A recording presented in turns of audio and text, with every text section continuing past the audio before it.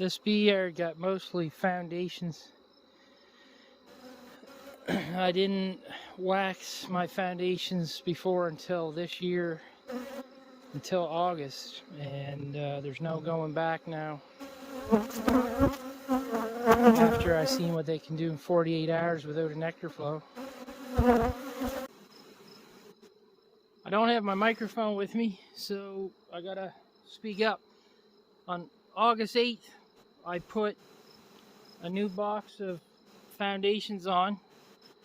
I coated the foundations heavy with wax. I rolled it on with a foam roller. I put about 30 grams on every foundation. In 48 hours, I have a video, I'll post it. I'll put it up in this one. I waxed my foundations and I put this on 48 hours ago. There's no nectar flow.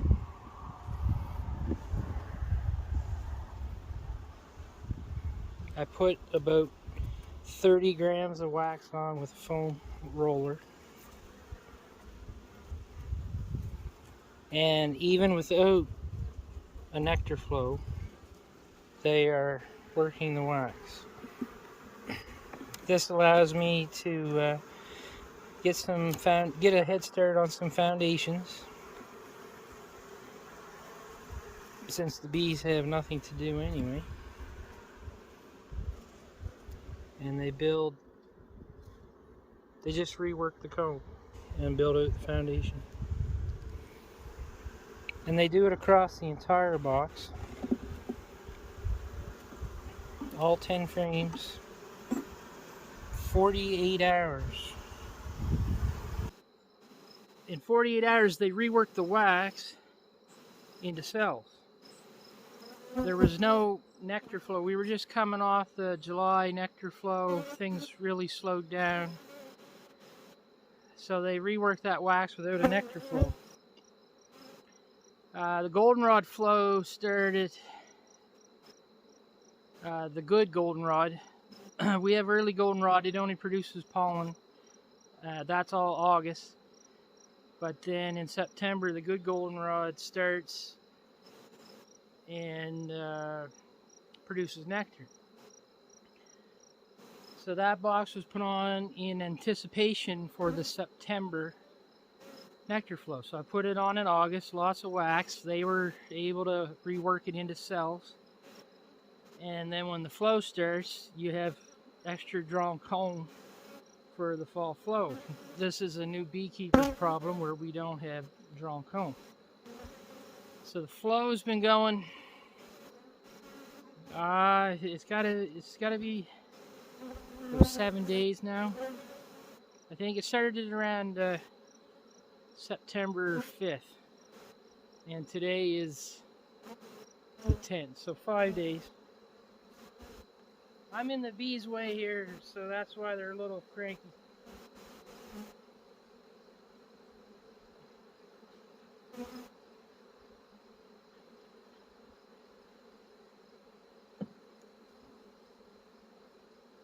So I put in 10, but then they worked it out into cells, so then now I'm able to remove one and make honey with 9 frames in the super. So right now that's what I'm doing. I'm taking out the 10th frame.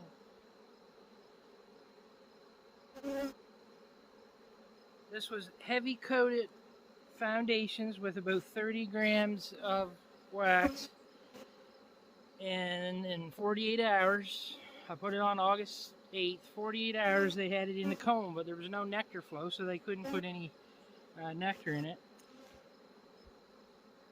And then when the September 5th goldenrod flow started,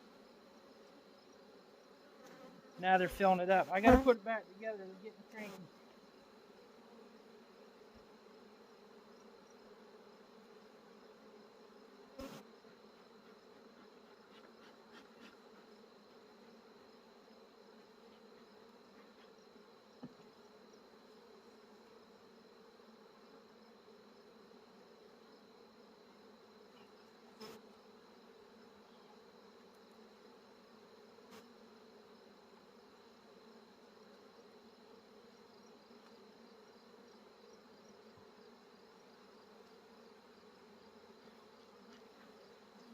I left that open when I went and got my camera and the robbing started, so that's what's wrong.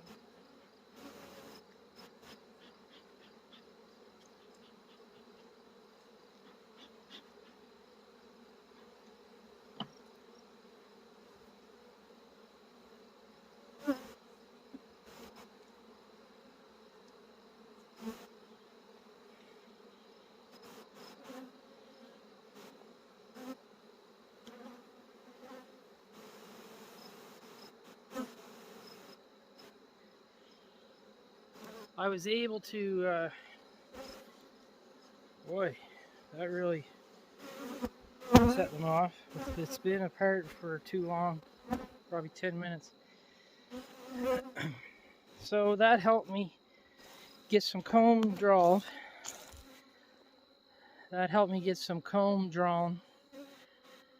I had the honey supers on, so I can't feed sugar to draw comb. So I use just heavy wax coating on my foundations, and the bees rework the wax. And that way there I don't have to remove the honey supers to feed. Wow, the bees are grumpy. Well, they're working hard and they don't want me in their way. September 8th, Nova Scotia. This is the nicest day of the summer so far. It is 30 degrees. No rain.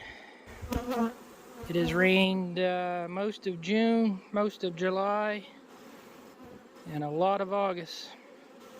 Record rainfall amounts.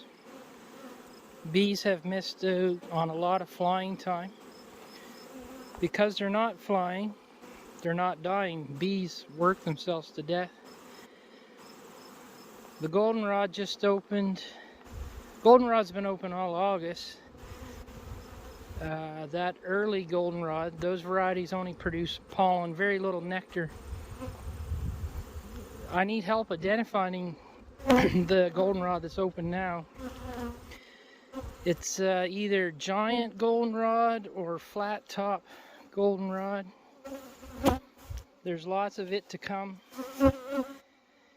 It's just opening now, but as usual, we're going back in the rain for another week or two.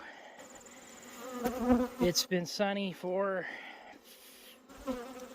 well, it rained yesterday, but it was sunny 3 days before that.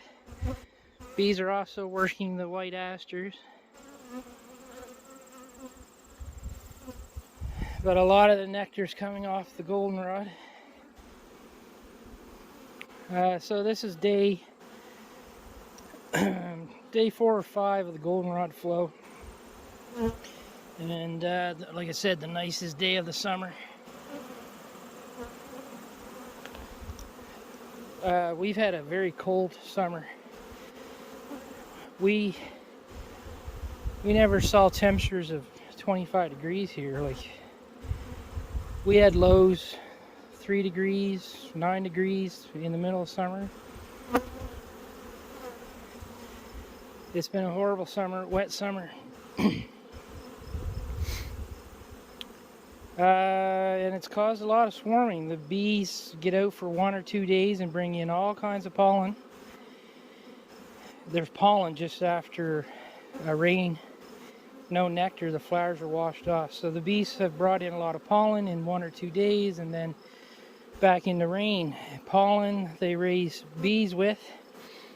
So they had all kinds of honey from July, but turned that pollen into bees and ate their honey. And with the bees not working hard, they're not dying, so the population is huge, which causes swarms. It's better if they work and they die off and then they replace themselves.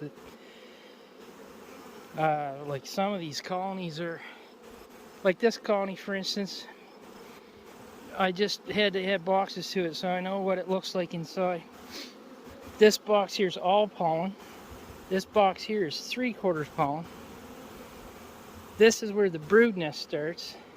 The brood nest is up to here. And then this is their honey. That's all they have for honey. And then that's the box I just added. So you can see how, you know, that's, I don't even know what they're going to do with 1.5 boxes of pollen.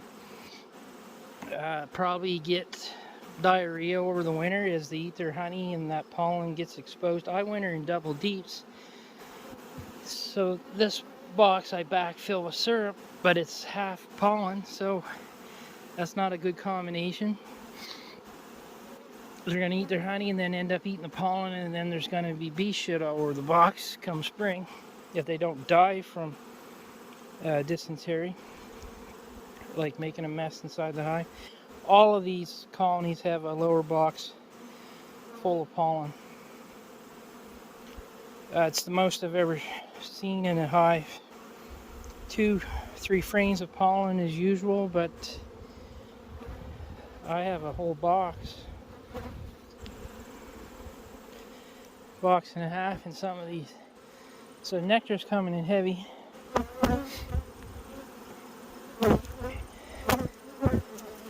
But it's been a terribly wet summer.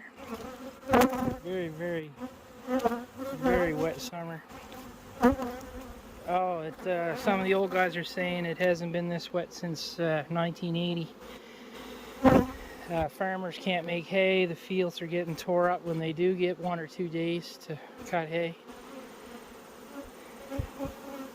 Just we've had drought for 3 to 4 since 2020. We had a slight drought in 2019, but 2020 extreme drought, and then 2023 is the wettest year in 40 years. Like, check out that flow. I stood in front of the hive for a minute. Look at it. They can't even, they're coming back so heavy they're landing in the grass. Now, if the sun was to shine for 2 weeks, this late goldenrod, they could make 2 deep supers of honey on foundations. They did last year. And with all the rain we've had, there's way more flowers this year than there was last year. I'd have a new problem if it was going to be sunny for the next 2 weeks. So I'm out of boxes. What you see here, that's it. I ended up putting new foundations on here because I'm out. I got to figure out how I can extract my honey in August, but somehow feed that colony sugar and not have it swarm, because the population gets huge in August with pollen. We have a tremendous pollen flow here all August, but no nectar, so they need sugar or they would starve to death. Currently what we do is we leave our spring honey on there to be ate in August, and then we make it all back in September with goldenrod. Our best tasting honey is spring honey, but the bees eat that and we're left with goldenrod. So I got to figure out how to manage bees here a little better so I don't lose my spring honey crop. I can't take the honey, put these down into 1 or 2 boxes because they're going to swarm. I'd have to take the honey, I think, split hives in August, feed them syrup, grow them back up, and then make fall honey in September. I have a very late fall honey flow here. It will go right till the frost kills the goldenrod, which can be well into October. I've seen it goldenrod be around in November, and being next to the water, our temperature doesn't cool off, so the bees are still active. Well, I'm ready to melt. It's 30 degrees. I'm not used to this heat. This is the hottest day all year. I gotta get in the truck and take a break.